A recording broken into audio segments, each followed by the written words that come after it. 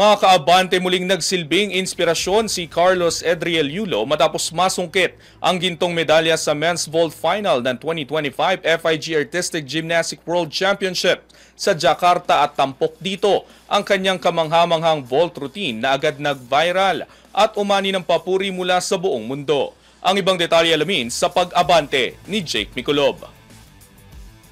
Muling pinahanga ni Filipino gymnastics superstar Carlos Edriel Yulo hindi lamang ang mga Pinoy kundi pati na rin ang buong mundo matapos ang kanyang kamanghamanghang vault routine sa 2025 FIG Artistics Gymnastics World Championships sa Jakarta, Indonesia nitong Sabado, October 25. Nag-viral sa social media ang video ng kanyang pagtatanghal matapos itong ibahagi ng isang gymnastics fan account sa X kung saan ipinakita ang halos perpektong pike dragolescu, isang napakahirap na handspring double front somersault na may half twist.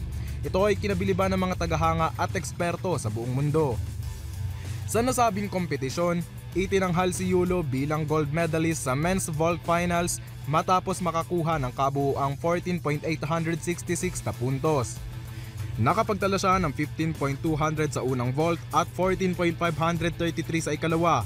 Ito ay bahagyang lamang kina Artur Davtyeneng Armenia na may 14.833 at Nazar Shevcheny ng Ukraine na nagtala ng 14.483 na puntos. Ito na ang ikalawang world title ni Yulo sa vault matapos ang una niyang panalo kamakailan sa 2021 World Championships na ginanap sa Japan. Maraming tagahanga at eksperto sa gymnastics ang nagpahayag ng paghanga sa kanyang disiplina, kontrol at pinong forma. Patunay sa patuloy na pag-abante ng Pilipinong atleta bilang isa sa pinakamahusay sa larangan ng gymnastics. Ako si Jake Miculob, Abante Sports, now na!